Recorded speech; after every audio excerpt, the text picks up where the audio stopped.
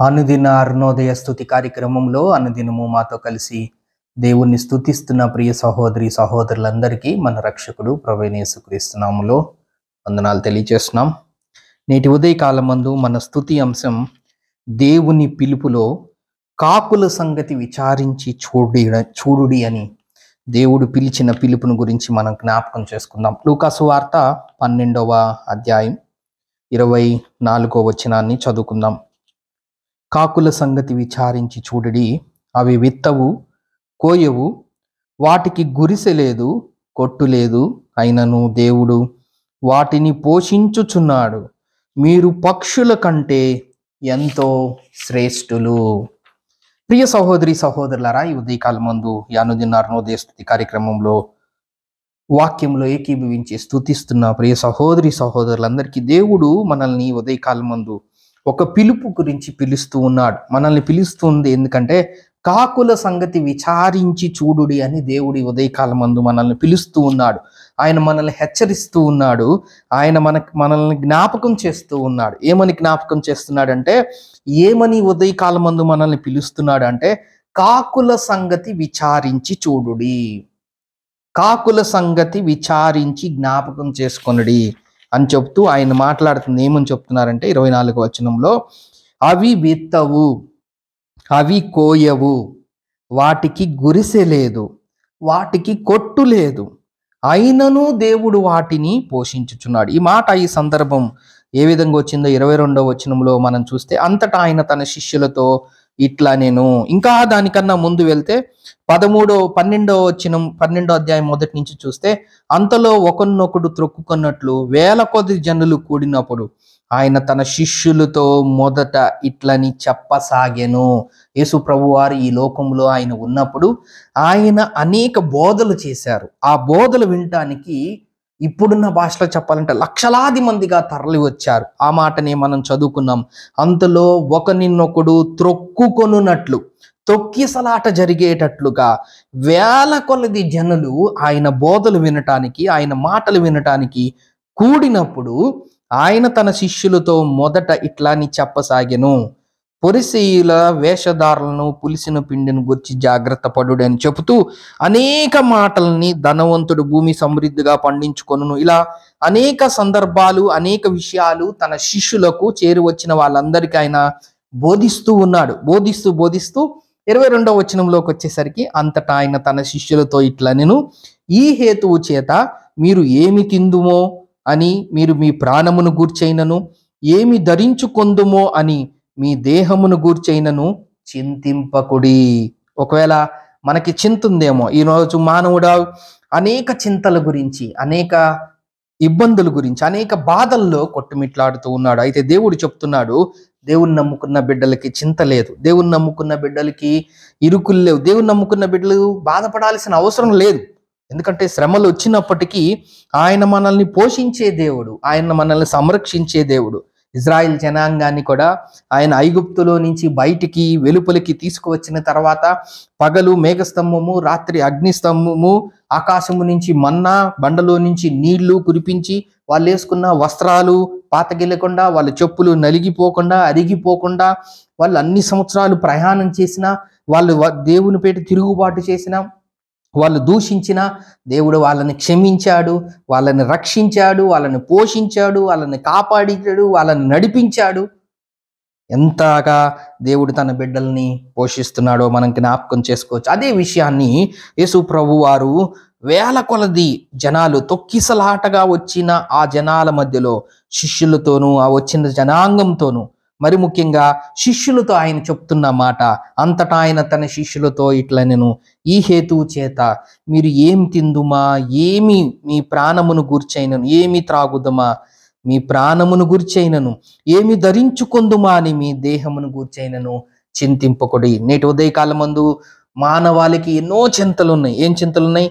ఏమి తినాలో, ఏమి తాగాలో, ఏమి ధరించుకోవాలో, దేహమును గూర్చి చింత, ప్రాణమును గూర్చి చింత, ధనమును గూర్చి చింత, కుటుంబమును గూర్చి చింత, భవిష్యత్తు గురించి చింత, పిల్లల భవిష్యత్తు గురించి చింత, ఆరోగ్యాలకు సంబంధించిన చింత, శ్రమలు, బాధలు, కొట్టుమిట్లాడుతూ ఉంటాడుగా ప్రభు ఈ ఉదయకాలం అందిస్తున్న ఒక గొప్ప ఆదరణకరమైన మాట.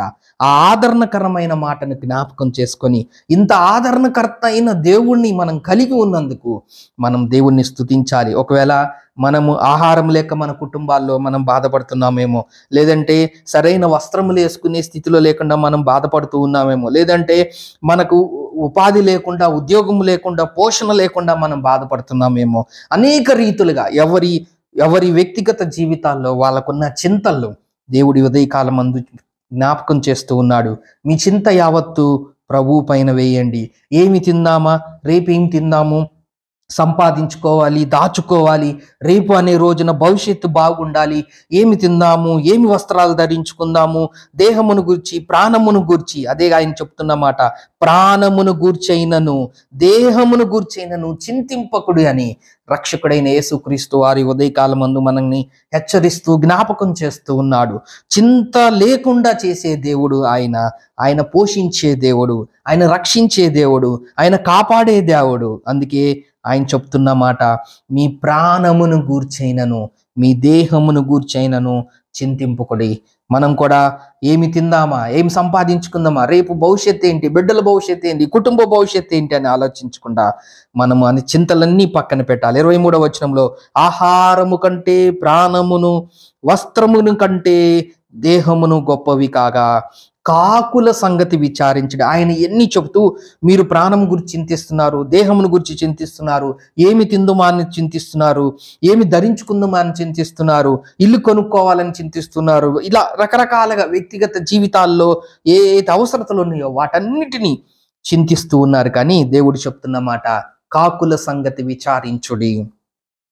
అవి విత్తవు, అవి మనలాగా ఉద్యోగాలు చేయవు, అవి మనలాగా పనులు చేసుకోవు, అవి మనలాగా డబ్బు సంపాదించుకో, అవి మనలాగా ఫ్లాట్లు కొనుక్కో, అవి మనలాగా ఇల్లు కట్టుకో, అవి మనలాగా బ్యాంకులో బ్యాలెన్స్లు వేసుకో, అవి మనలాగా మంచి మంచి వస్త్రాలు వేసుకోవాలని ఉండవు, అవి మనలాగా మంచి మంచి ఆహారాలు తీసుకోవాలని ఉండదు. కానీ కాకుల సంగతి విచారించుడి.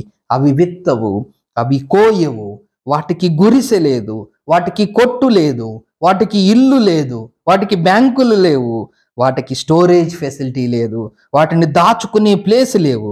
ఇవన్నీ లేకపోయినా, కాకులు విత్తకపోయినా, కాకులు కోయకపోయినా, కాకులకు గురిసె లేకపోయినా, కాకులకు కొట్లు లేకపోయినా దేవుడు వాటిని పోషించుచున్నాడు. ఉదయకాలమందు మనకి శ్రేష్టమైన మాటని దేవుడు తన వాక్య లేఖన భాగం ద్వారా మనకు జ్ఞాపకం చేస్తున్నాడు. ఏంటది? వాటిని పోషించుచున్నాడు. వేటిని? విత్తని వాటిని, కోయని వాటిని, గురిసెలేని వాటిని, కొట్లు లేని వాటిని ఆయన పోషిస్తున్నారు. మీరు పక్షుల కంటే ఎంతో శ్రేష్ఠులు, పక్షుల కంటే ఎంతో శ్రేష్ఠులు. మరియు మీలో ఎవడు చింతించుట వలన తన ఎత్తును మూరెడు ఎక్కువ చేసుకొనగలడు. కాబట్టి అన్నిటికంటే తక్కువైన మీ చేత కాక తక్కిన వాటిని గురించి మీరు చింతింపనేలా అని దేవుడి ఉదయకాలమందు జ్ఞాపకం చేస్తూ ఉన్నాడు. మనం పక్షుల కంటే ఎంతో శ్రేష్ఠులు, పక్షుల కంటే శ్రేష్ఠులు అని అక్కడ రాయబడలేదు. బైబిల్ గ్రంథాన్ని గమనిస్తే 24వ వచనం చివరి మాటలో పక్షుల కంటే ఎంతో శ్రేష్ఠులు, ఎంతో శ్రేష్ఠులు అని దేవుని వాక్యం సెలవిస్తూ ఉంది. కాబట్టి పక్షుల కంటే ఎంతో శ్రేష్ఠులుగా మనల్ని ఉంచాడు. పక్షులనే ఆయన పోషిస్తూ ఉన్నాడు. విత్తని వాటిని, కోయని వాటిని, గురిసెలేని వాటిని, కొట్లు లేని వాటిని పోషించగలిగిన దేవుడు వాటికంటే ఎంతో శ్రేష్టమైన మనల్ని ఆయన పోషించలేడా? ఆయన పోషించగల సముద్రుడు. అలాంటి వాటిని ఆయన ఈ ఉదయకాలం ముందు మనల్ని పిలుస్తూ ఉన్నాడు, జ్ఞాపకం చేసుకోమంటున్నాడు, కాకుల సంగతి విచారించమంటున్నాడు. వాటిని దేవుడు ఎలాగూ పోషిస్తున్నాడో జ్ఞాపకం చేసుకోమంటున్నాడు. అలాంటి పోషకుడు మనకున్నందుకు ఈ ఉదయకాలం ముందు మనం దేవుణ్ణి స్తుతించబద్దులమై ఉన్నాం. దేవుడి కొన్ని లేఖన భాగములు మన కొరకు దీవించును గాక. ప్రేమగల తండ్రి, నమ్మకమైన మా దేవ, మీకు స్తోత్రం. వందనములైనా కాకుల కంటే ఎంతో శ్రేష్ఠులుగా మమ్మల్ని ఉంచారు. అందుకే మీకు స్తోత్రం, వందనములు. కాకుల్నే మీరు పోషిస్తున్న దేవుడు, మమ్మల్ని పోషించకుండా ఉండలేరా? మీరు పోషించగల దేవుడు. అందుకే మీకు స్తోత్రం, వందనములు తెలియజేస్తూ యేసు క్రీస్తు నామమున స్తోత్రం చెల్లించి ప్రార్థన చేస్తున్నాం తండ్రి. ఆమేన్.